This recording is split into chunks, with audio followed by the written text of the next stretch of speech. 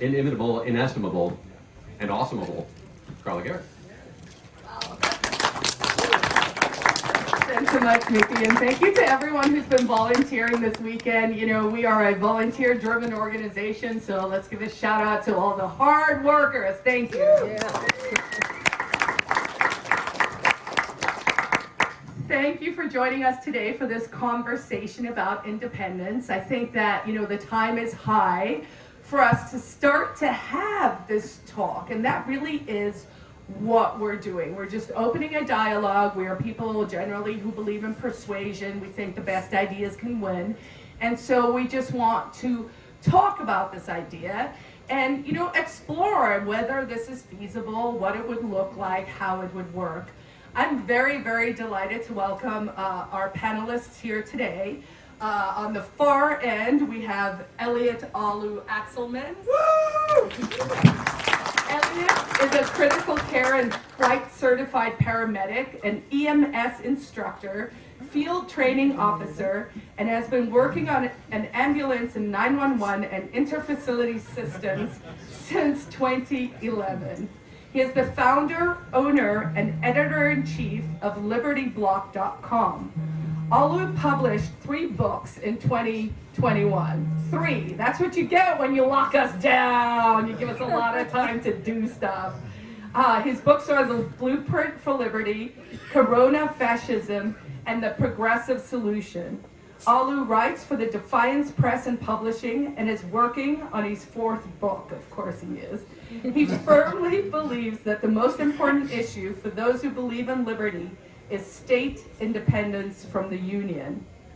In the middle, I have a very short bio, I'm afraid to say, for Rabbi Steve Axelman. He is the vice president of Cal Exit, which of course is the independence movement out in California, and he is the founder of Americans United for Peaceful Separation. There we go. Thank you, Steve. And then we're delighted to welcome to the free state of New Hampshire our brother from Texas. That is Daniel Miller. I said yeehaw? Yeah, yeehaw. He's a 6th generation Texan, a technology consultant, best-selling author, and president of the Texas Nationalist Movement. And you're a Republican candidate for lieutenant governor, which I assume is old now, or no? Or you're running, you're running. Not anymore. All right. But why do you want to bring up a sore subject? Oh, sorry about that, honey. And he's an outspoken advocate for Texas independence since 1996. Daniel is considered to be the founder of the modern-day Texas movement. Mike Sylvia will still make it here today. He is the sponsor of CACR 32, which is the bill that we just introduced in New Hampshire this session. So we are, going apace at this. I thought I would play my testimony just by way of introduction for people who may not know me. It's about 4 minutes long. And this was what I testified to up at the State House maybe a month ago now. And so for those who may not be familiar, CACR 32 is a New Hampshire constitutional amendment that basically it's like 4 lines long. It says, and how it works in New Hampshire is a constitutional amendment has to pass the House by, I believe it's 66%, and then it has to pass the general populace by 60%. So it's a pretty high threshold. We have in the past passed constitutional amendments in New Hampshire. In fact, in 2018, we were successful in putting a very stringent privacy clause onto the New Hampshire Constitution that I would love to see more action on as we head into this bio-fascism phase of the decline of the American Empire. So CACR 32 just says that New Hampshire peacefully declares independence and proceeds as a sovereign nation. This was my testimony. It's 4 minutes when I practiced it, but he had 27 minutes, so he was okay. He's a legislator that I asked to research the bill and to be able to, that's why we have no front. I'll go as fast as I can. Let's do I that. always have reason for my method. I reserve my 3 minutes.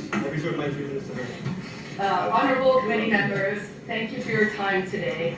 My name is Carla Garrett, but my friends call me Queen Quill.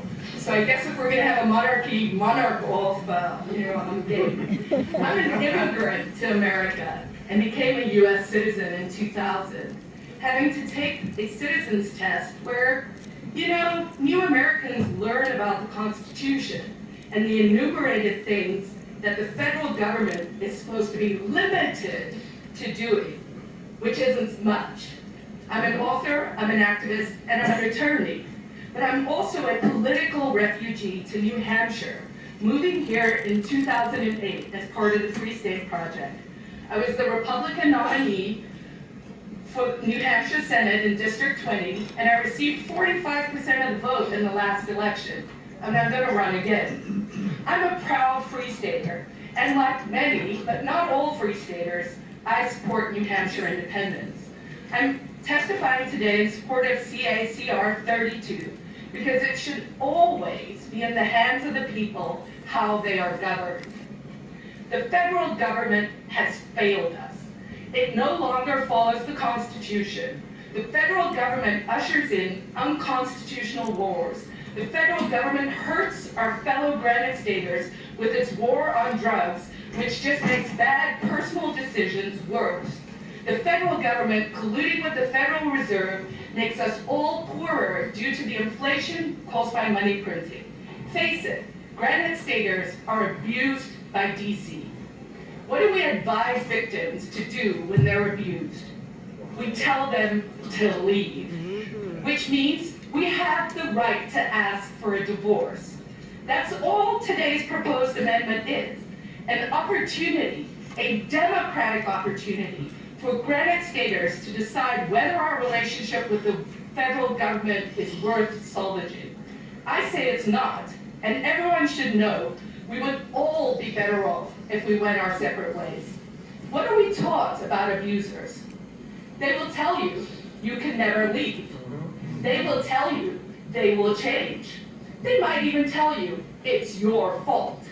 Abusers and the federal government are gaslighting liars who cannot be trusted. We all know the definition of insanity. It's doing the same thing over and over. And it's your duty to at least create the opportunity for Granite Staters to decide their own destinies. As an independent nation, New Hampshire would be prosperous and peaceful, along the lines of a small, successful country like Liechtenstein or Luxembourg or Switzerland. We'd have four times the size of Iceland's population. We'd easily be able to work with our neighbors, much like the countries in the Shenzhen area in Europe do. Many American retirees already receive their Social Security pensions in foreign countries like Mexico. No future challenge related to independence is insurmountable. Where there's a will, there's a way. Let's see if there's a will. There are many compelling reasons to support national divorce, and I encourage folks who are curious to visit the Foundation for New Hampshire Independence website. I serve on this federally recognized 501c3 educational nonprofits board, and at nhindependence.org, you'll find hundreds of reasons why you should support a free and independent New Hampshire, not least of which would be that we would all be richer if we could keep our hard-earned federal income taxes. And that's about $25,000 on average for Granite Staters. So if you just want to be a little richer, ask your representatives to support this. Today, your only duty is to democracy, which every single one of you claim to support. You need to vote in favor of this opportunity, because it's not up to you. It's up to individual Granite Staters. We're called the Live Free or Die state. When we become independent, we'll also be the Live Free and Thrive state. Afford us the opportunity to try. I want to just address briefly a couple of things that came up here today. In 2016, when Brexit happened, there were several online polls that were done. 42% of Granite Staters in two separate polls, including one done by the union leader, supported a free and independent New Hampshire, 42%. We've come a long way since then. To the point that Representative Edwards made, he said he's going to vote against it. I think that we should say, let's see what the people think. That is truly what the role should be here, is let's leave it open to the people. To Representative Brody Deshay, it's disappointing that you would try and sort of lean into the gaslighting and create this sense of fear where it's like rebellion, treason, all these things. Yeah, this is horrible. He voted against right to work. He needs to go. And so these are just scare tactics. I believe it was you that said the power resides in the people. So I would say let's prove it. Let's let them vote.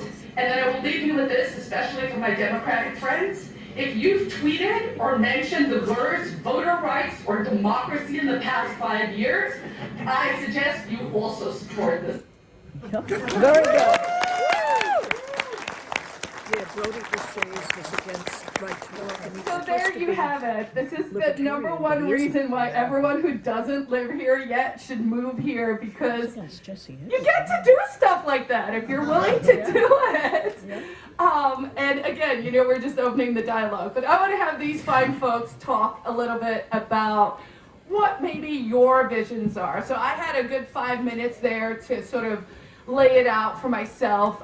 We are going to suggest that it seems to me like, because this is a conversation and because we're really sort of trying to figure out what this would look like, and genuinely because Granite Staters, everyone's got questions, right? Like once you get over the notion in your brain where you're like, you want to what? And then you go, oh, well, how would that work? So we will definitely be taking a good part for Q&A, but maybe starting with Daniel, maybe tell us a little bit about like where the Texas movement currently is, and maybe how we could work together or collaborate. Yeah, thanks, Carla. Howdy. Howdy. Oh, that won't do it all. Let's try that again. Howdy. Howdy. There we go. Thank you very much. See, now it feels like I'm in a hometown crowd. This is nice. Well, look, I want to just start off by saying this to answer your question. I'm here with you today at this panel on the 186th anniversary of the fall of the Alamo. And, while Pee Wee Herman may remember the Alamo a little bit cliche, understand for Texans and really for all lovers of independence, it should hold a special place. Because there will be people that will tell you that the Battle of the Alamo was about many things, but I will tell you from the words of Colonel Travis himself, who said this. He said that, let the convention therefore go on and make a declaration of independence, and then the world will know and my men will know what we are fighting for. For if a declaration is not made, then my men are willing to lay down their arms and surrender. But under the flag of independence, we are willing to peril our lives 1,000 times. You see, independence is worth fighting for. Yes. And whether that's independence in Texas, or whether that's independence in New Hampshire, or frankly, any place in the world, the right of self-government and self-determination is absolutely worth fighting and dying for. But it's also worth living for. And so, it's one of the reasons that I'm here today with you, to shake the hands of the state representatives here who had the intestinal fortitude and the backbone to support letting the people of New Hampshire vote on their independence. And I should mention, I believe the last time we had this little party together was at Pork Fest. Was that Pork Fest 2020 or 21? 2020, right? 21, okay, the last one.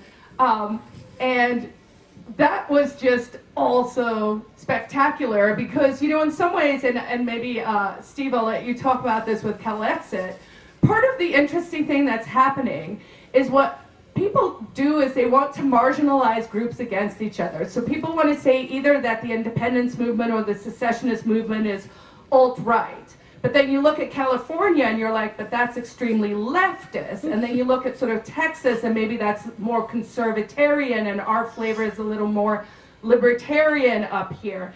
And so I think the compelling or interesting thing is that it is not a political left-right paradigm as they try to force us into. This is a very much an us-them paradigm, where it's like, but wait a second, you are saying you have the consent of the governed. Well, we hate it, but let's say we're the governed in that sort of scenario, then let's talk about consent, right? So Steve, Cal Exit, what's happening? What's happening with Cal Exit? Well, what's a nice Jewish boy from New York like me doing as vice president of Cal Exit? Well, I've been involved in Cal Exit for, I guess, about 2 years right now. And the reason I'm involved is because I support their right to self-determination and because I don't agree with them on almost anything. And one of the beautiful things about Cal Exit is Marcus Ruiz Evans, who's their president or CEO, had reached out to the Liberty Bloc and my son here several years ago, saying he doesn't think conservatives in this country will let California go. And we let him know exactly what this gentleman just said with his expression. Most of us would be happy to leave our homes at 5 in the morning and push them into the Pacific Ocean. And he was very surprised at that. And I've been working very well along with them, and what's nice about it is when I agree with them, it's great. And when I vehemently disagree with them, it's still great. Because that's why we want to have a peaceful separation. We can live together as friends if we don't have to control each other's lives. Yeah. Some of you may have noticed Cal Exit has gone through some tumult in the last few months. We are building it back. They have, I believe, about 130,000 people on their email list. And it's slightly quieter now because we probably think there's a left-wing or fascist administration now in Washington. Believe it or not, people in Cal Exit think that this administration is far to the right of Trump. So be that as it may, I see a lot of eyebrows going up, but that is why we all want to help them realize their self-determination and become an independent nation unto their own. I just want to mention one of the things that I want to do most, and I'm proud to be working with Daniel Miller and of course my son from FNHI, is to bring the movements together, help them work with each other, like Carla said very well. It's not conservatives, it's not libertarians, it's not, what was the third one? Right, it's all of them, so none of us can be considered nuts. I know that one of the comments during the hearing at which Carla appeared, somebody said we're just a bunch of, what are we, we're wackos, we're laughing stocks. We're laughing stocks. Well, I don't think that representative knew you're not laughing stocks. You're vanguard, you're way ahead of it because there are several movements like this in the country. I don't think of myself as a radical. I definitely don't think of myself as KKK or Nazi. Yet I do know that many people out there, including a book I just listened to this morning on the way up from New York called The Next Civil War, is trying to paint those of us who believe in self-determination as just that, radical militia Nazis. We are not, and I hope to always be a face for the movement to convince people we're just a bunch of normal people who want to live our own lives, go our own way, and when we're all done, I welcome questions. Great, thank you. And I love how you emphasize the word peaceful there. You know, that is something I think that when we think about the messaging of this issue, we really should lead first. You know, when you're doing sales, you're always like thinking about how you persuade people, and there's this constant notion that self-determination or trying to get from here to there must be violent, but I think we eschew and we really want to do this peacefully. I think the point is very much with this bill, and maybe Elliot, you can talk to this a little bit, right? Is the people in the room who are there testifying, we're there because we want to start that conversation. I'm sure you have some thoughts about that. Yeah, thank you. For 245 years, all of us in this room and our ancestors, so my father, my father's father, and people who lived here before us, have been trying a certain tactic, pretty much one tactic or a few tactics to get more freedom. Everyone here at Liberty Forum wants more freedom than we currently have. Throughout New Hampshire, maybe 50, 70, 80, 90% want more freedom than we currently have. We'd like to see taxes lower or totally gone. We'd like to see the elimination of most or all restrictions by the government and maybe full voluntarism and full freedom. We've been trying certain tactics, the primary one being voting. We've all heard every 2 years, every 4 years, just vote harder, vote for someone better. At that hearing, I think Carla mentioned, Representative Jess Edwards, who is pro-liberty and we all like, he spoke against this CACR at that hearing. He's a state rep, and he said, well, if you want to change it, just vote for someone better for Congress or run for office yourself. And again, what I wanted to say, and I think I mentioned it to him after that hearing, is we've been trying that every day for 245 years. And as a few others have mentioned, the definition of insanity is trying the same thing every day for 245 years and expecting a different result all of a sudden out of the blue for no reason. We've been trying voting. We've also been trying certain lawsuits. Certain groups think that if we sue and go to the Supreme Court and spend 10 years and $87 million, maybe they'll give us a tiny bit of breathing room to carry 10 rounds instead of 9 rounds in our guns. No thanks. Lawsuits don't really work. I've written a few articles and I've written in my books. Even when a lawsuit does work, it really doesn't work. Even when the Supreme Court rules in DC versus Heller, which wasn't a great case, that we have an individual right to bear arms, states like New York and California, and even other states, and even the federal government via the ATF or regulations, rulemaking, even Trump did that, they can still ban guns. So court cases, even when we win, we still lose. So we've been trying court cases, we've been trying voting, we've been trying petitions, we've tried to call our representatives. I've tried to speak. I went to Congressman Pappas's office in Manchester. I spoke to his staffer, who was very nice. He didn't really care what I have to say about freedom, though. They're never going to support freedom. We've tried all these tactics. There's only one more thing we could try that's peaceful, and we all want to keep it peaceful. The only other thing we can do is leave. If you've tried to get your abuser to stop abusing you in every single way by appealing to his sense of morality and logic and all that, and they don't listen, there's only one thing you can do to defend yourself from actual abuse, short of violence, and that is leaving. And like we mentioned, a few others have mentioned, we tell people being abused to leave. As far as this bill, it's a CACR 32. The committee, due to threats of being called traitors and treason, all 21 members of the committee on the House State Federal Relations Committee recommended against it. 21-0 recommended to the House to kill it. It will still have a roll call in the full House March 10th, and if they don't get to it on the 10th, it'll be on the 15th or 16th. So that's the latest I'm hearing from the state reps. Over the next 5-6 days, everyone here should be calling their state reps. If everyone here calls and emails their state reps endlessly, we might get 50, 80, 100 votes in the House, and maybe even more, who knows. So that's the important thing, and I'm happy to take Q&A at the end. Thank you. Great, and so one of the discussions I've heard with regard to the CACR 32 is that it provides the opportunity to sort of move the Overton window a little bit, right? So instead of, doing the court case where you're waiting forever, part of this could also tactically maybe make the path for more nullification open, right? So if people are going, well, secession, that sounds crazy, but okay, maybe we could give them this or this so that they're conceding something. So I think there is a tactical component to it, regardless of how successful this is going to be. I believe there's 7 or 8 sponsors on that bill. I think it's going to be very interesting to see what happens with that floor vote. So I want to maybe caution people, I'm not quite as optimistic as Elliot. I'm hoping we could get that many, but it is going to really depend on folks like you. We're going to start taking questions fairly soon, just because Mickey walked out to throw his stuff away. So if you are planning to ask questions, maybe start lining up so long.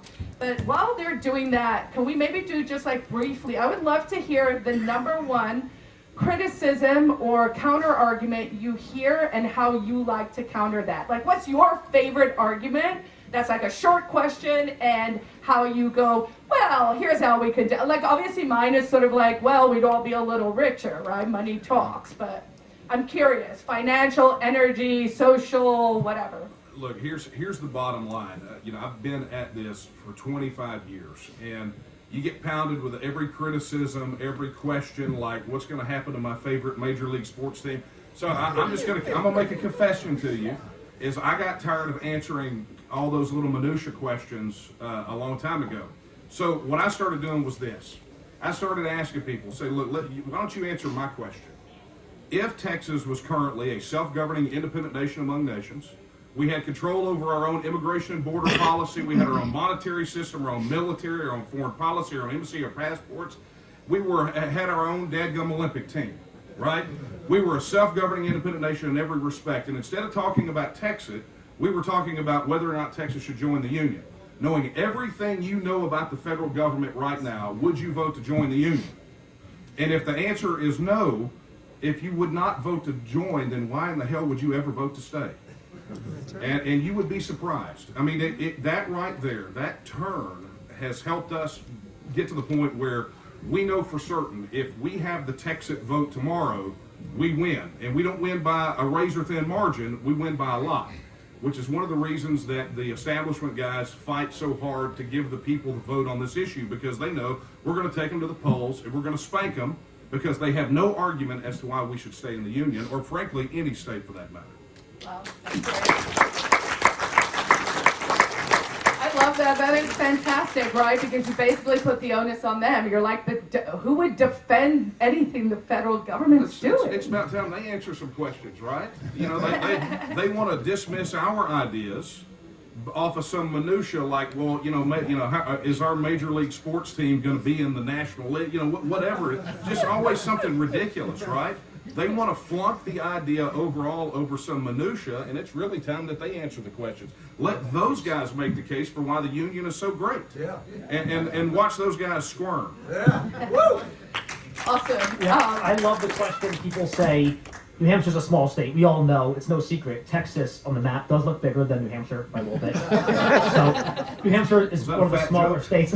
Okay, I'm just curious. New Hampshire's a small state, one of the smallest by geography and by population. We have 1.4 million people. And people say without the great, benevolent, amazing, brilliant dictators in D.C., like Biden, Pelosi, Clinton, Schumer, those amazing people, we would all starve to death and be poor and die because we're all stupid and we don't know how to work and we're all poor and we would starve to death. So when people ask me that and they say, how would our economy survive? This is one of the most common, maybe the most common, that's why I want to talk to it.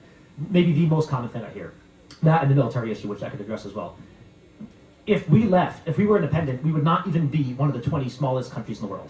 And those countries, maybe Liechtenstein, Luxembourg, Andorra, a bunch of other very small countries are doing just fine. In fact, a lot of them, as I think Stephen Villiers, did a video explaining it, some of those smallest countries have the highest median income in the world, like the highest in the world. I think Andorra, maybe Luxembourg, and a few others are the richest in the world per capita. But we would not be the smallest. We would be, in the middle or maybe towards the smaller side, but that's fine. Overall, economically, as we all know here, we have the highest median household income in the Union, New Hampshire. We have the best unemployment, best economy, best economic freedom, I believe, #1, rated by a few places now, Cato and Fraser Institute. And we have overall the best economy and the lowest or near the lowest overall total tax burden. So we would do phenomenally well. The two big reasons I think economically we wouldn't survive, we would thrive, like Carla loves to say. Our economy would boom to, I believe, again, people get upset at me for making rosy predictions and they call me an optimist, which is crazy if you know me. I say we would be probably the most prosperous nation in history of existence by a billionfold, like more than Hong Kong and Japan multiplied by a billion. Here's why. The two big reasons. We would all save $30,000, $40,000, $50,000 a year, each of us, on federal taxes. My federal tax burden is $30,000, $40,000 a year, and I have an average income. We'd all save 30 to 50 grand a year just on taxes. What that does for reinvestment and everything else, and if I save 30 grand, maybe I can open that gym I've wanted to open for a decade. Then I can invest more in the community, and it grows from there. But even forget taxes. The biggest reason I think we boom is regulations. Just federal regulations, and we could talk about federal regulatory capture and all that stuff later. The regulations from the federal government in 2014 in a study. In 2013, the year, regulations from the federal government cost the United States economy over $2 trillion, meaning now it's probably $3 or $5 or $10 trillion. Trillions. Divide that out, and it's for New Hampshire, it's over $10 billion. So just the regulations, and what I mean by that is every business, if I want to start a gym, I probably have to hire 17 lawyers, 85 OSHA compliance officers, and 50 other regulatory experts to start a gym, to make sure I comply with federal law so I don't go to jail, like some other gym owners recently. So just that cost to me, just that cost to me and saving on the regulations would save us billions, and I think with no federal regulations, we would boom. It's the most prosperous economy in history of existence. So the economy issue, I think, is solved there. Wonderful. So we have about 20 minutes left. Do you want to add something and then we'll start taking questions? I want to take over the Q&A. I have two questions. I'll be very, very quick. Please raise your hand if you support peaceful separation from the Union. Woo! Okay, now put your hands down, and please raise your hand if you believe that you have a right to separate no matter what they tell you the law is. Thank you, good night. Okay, let's go. Questions? That is I'm glad you asked that. Thank you. Just by way of background, because you couldn't see it there, in the video right after that, Al Baldessaro, the head of the committee, said, "Oh, well, who here is Free Staters?" And probably about 95% of the room raised their hands, and I think that was a bit of a turning point where he was like, "Oh." But he doesn't understand that we have become such a force in the state that there are local Granite Staters who now self-identify as Free Staters.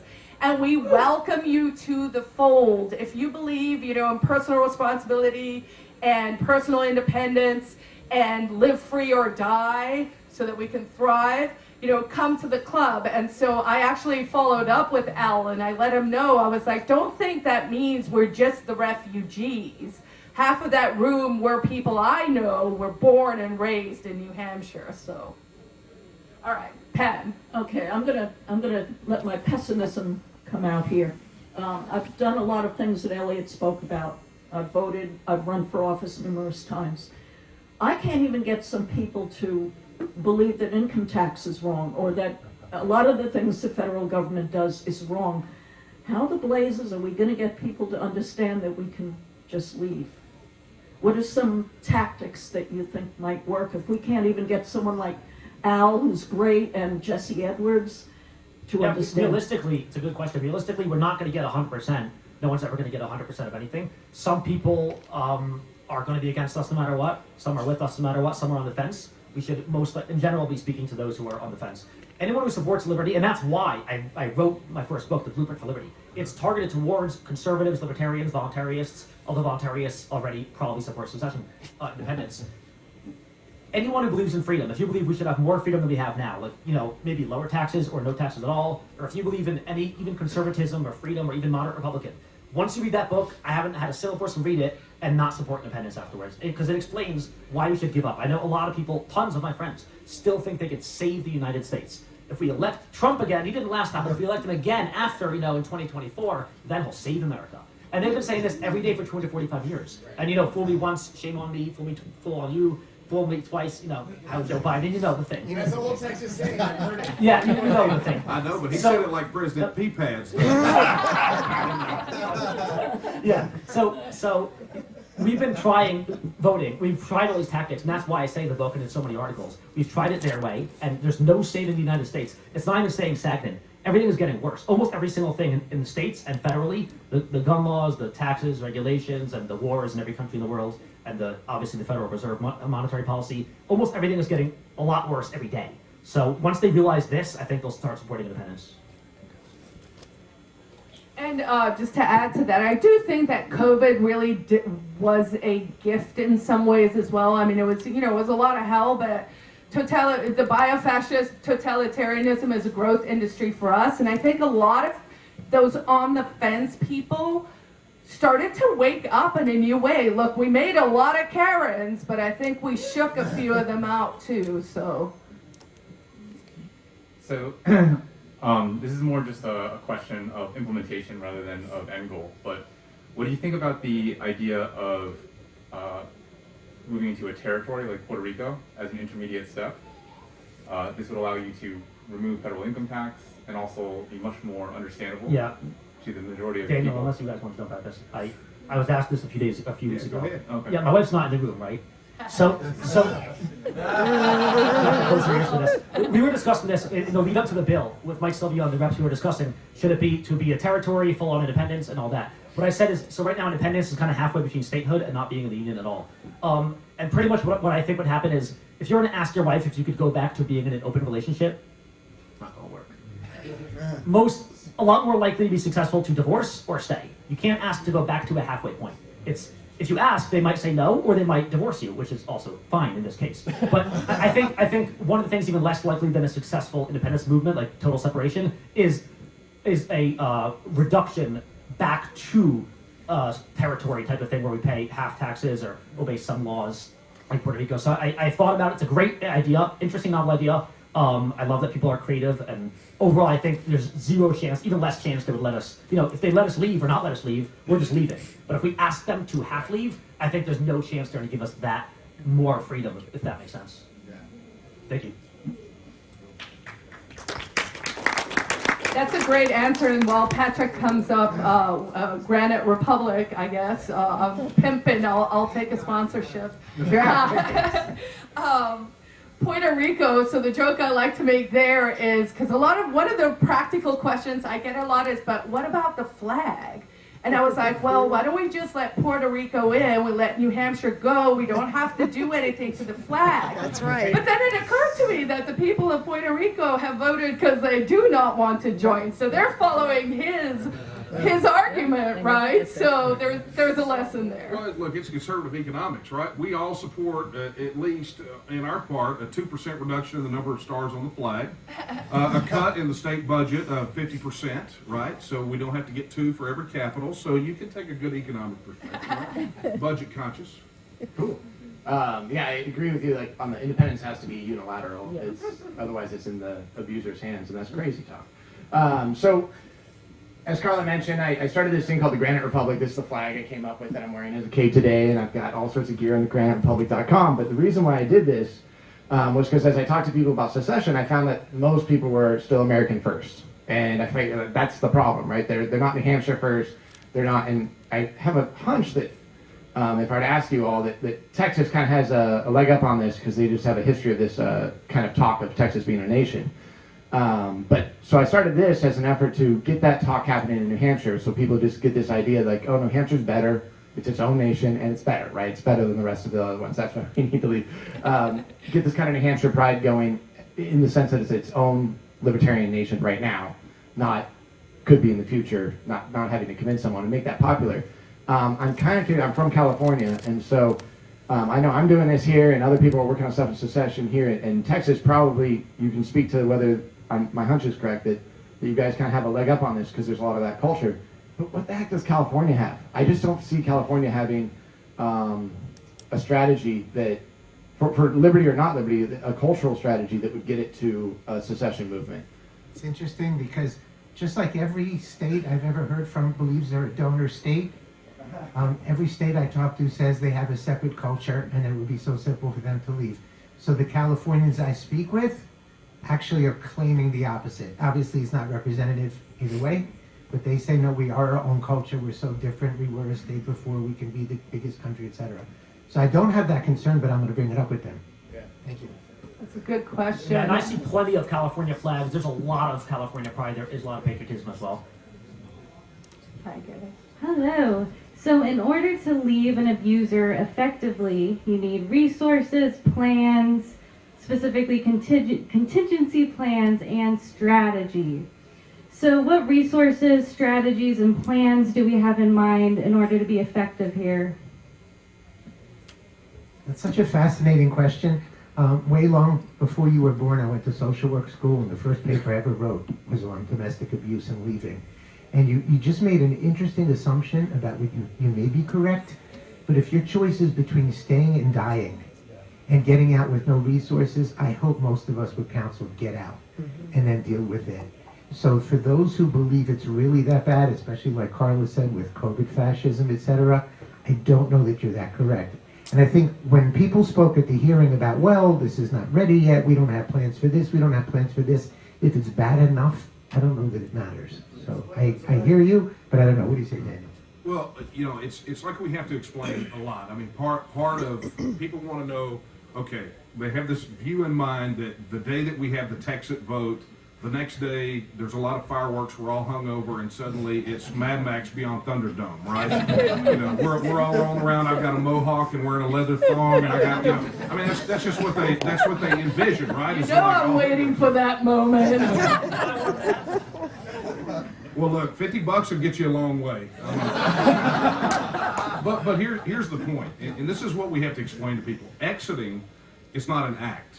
It's a process, right? Everyone focuses on the vote, but it doesn't happen immediately after the vote, right? The vote in and of itself is an expression of political will that then we have to act upon. Because, you know, let's face it, as states, we haven't been independent in quite some time. There are a lot of processes that we have to put in place. There's some infrastructure that has to be built, but here's the good news, is that it's not insurmountable, right? For two reasons. Number one, is effectively all the states are still structured like self-governing independent nations, right? We have our own constitutions, our own governments. All of those agencies, all of that infrastructure exists. So it's not that far of a jump, but here's number two, and I think it should be encouraging. if you pull out a globe and you spin it around and you put your finger on any landmass that's not Antarctica, understand that those people are self-governing independent nations that have been able to figure out every single issue that people are concerned about. So we have the expression of political will as expressed in that vote, and then we begin to act upon that, and it takes whatever time it takes. Unlike Brexit, we're not under a 2-year Article 50 clock, right? So it takes the time that it takes to get the job done and get it done right. Next question, and I think we have about 7 minutes left, so let's try and... Let's talk about his shirt for 7 minutes. I was surprised you didn't have somebody from the Second Vermont Republic here since they're close by, but that does bring up my question. You're all three representing states that have a coast. How is this going to work out for landlocked states like, say, Vermont, or if Minnesota wants to leave, or somebody that doesn't have a coast? Trade is the thing I've heard about. Yeah, in general, it's best if you have a coast with the water, like Texas and California has a big coast, obviously. But overall, barring a federal or other state embargo or blockade, and blockade is internationally recognized as an act of war, so barring a blockade, they would still be able to trade. Might not be quite as easy if you had a water port, but they would still be able to trade with every other state in the world. There are lots of landlocked countries there are in plenty the of world. landlocked countries. I mean, we could work it out. Yeah, and a lot of the economy is obviously virtual and done with internet. As far as getting in the actual food and supplies and stuff, there will be trucks and airplanes like everything else. I don't think it will be a tremendous issue. Sure, of course. Didn't know.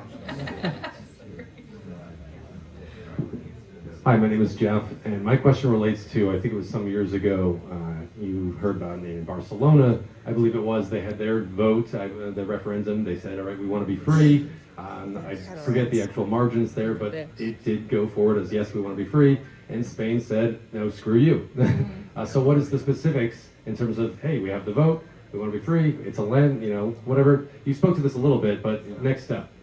Yeah, so just really quickly on the Catalan issue, right? I mean, and just for some context, the structure there is far different than what we are. That's why I don't ever refer to what we're doing as secession. We're withdrawing our membership in a political and economic union, because that's effectively what it is.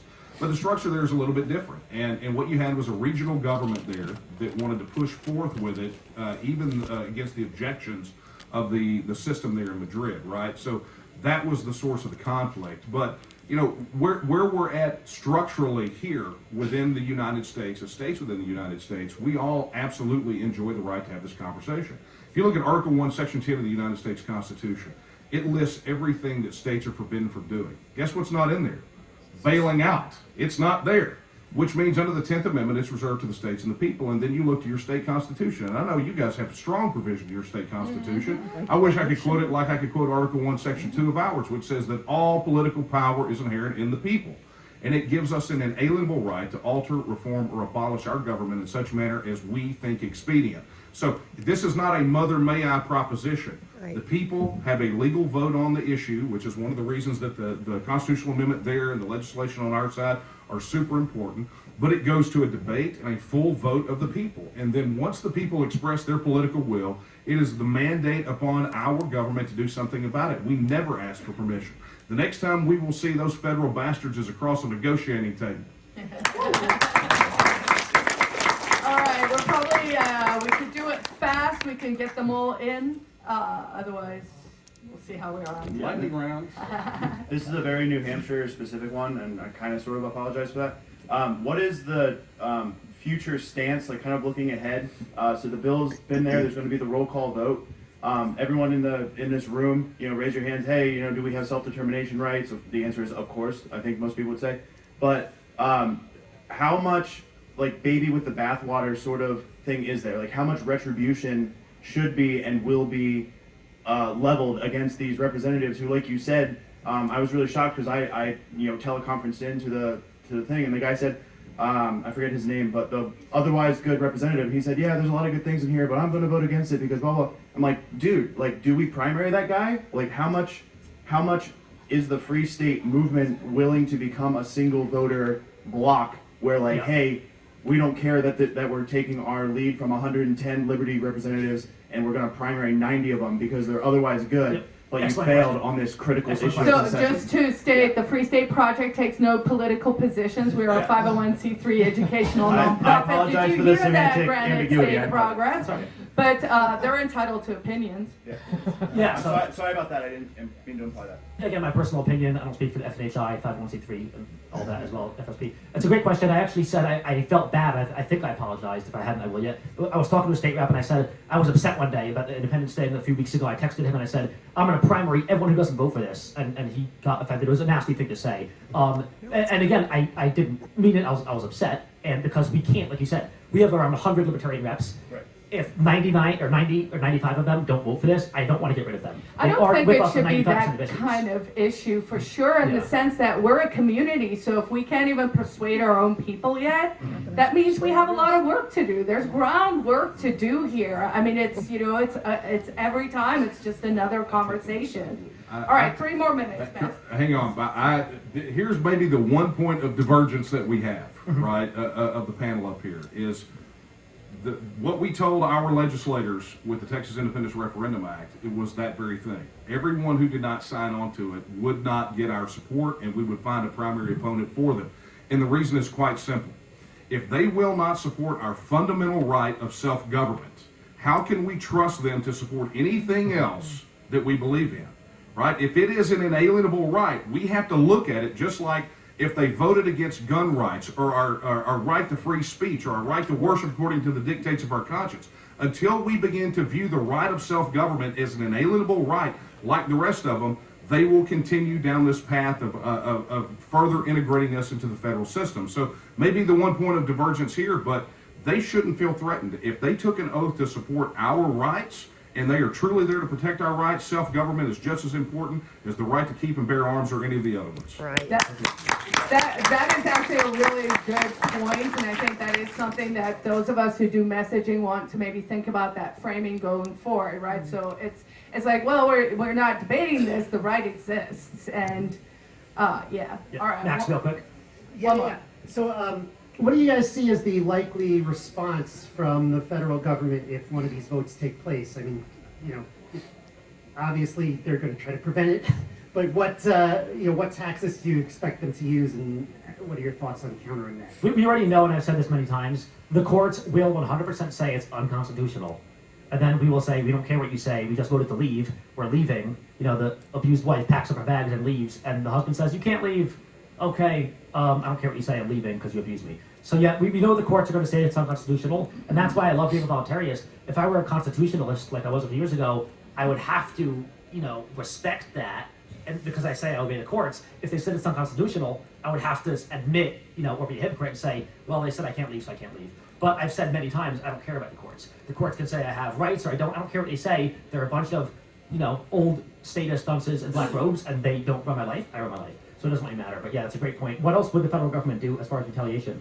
Well, look, there's really, you have to understand that for the last 75 years, the federal system has put itself in a position where it actually limits their options if a state were to leave, right? This is not the 1860s anymore, right? The world kept spinning. And the last 75 years of federal foreign policy has sent our grandfathers, grandmothers, our fathers and mothers, some of us in this room, and our sons and daughters off to fight, bleed, and die for the right of self-determination for other people. Mm-hmm. The United States has signed treaties that protect the right of self-determination, that actually encourage it. They, right now, as it stands, they are sanctioning Russia, who has invaded the Ukraine, and denying them the right of self-determination. The aforementioned President P-Pads wanted to sanction Myanmar for overturning a democratically elected, a democratic election that they had, right? So they've painted themselves into a corner, which is all the more reason that it's important for us to follow process, to have the public debate, to have a legally constituted vote, because then we take a lot of options off the table. And frankly, and I know the thing nagging in the back of your mind is probably the thought of military action. And I'm going to tell you this, recent surveys have shown that over half of the United States military active duty combat troops believe that states have an absolute constitutional right to withdraw from the Union. So if they want to pull that trigger, they have to understand that half of the military will not obey that unconstitutional order, and in addition, the very threat of using military force against any state that's leaving will cause other states to leave, and they won't even bother with a vote. It will bring international condemnation, sanctions, and potentially military action against the federal government. They know this, we know this, so they fight hard to keep us from having to vote because that's the only place they can stop it. Wow, and on that note,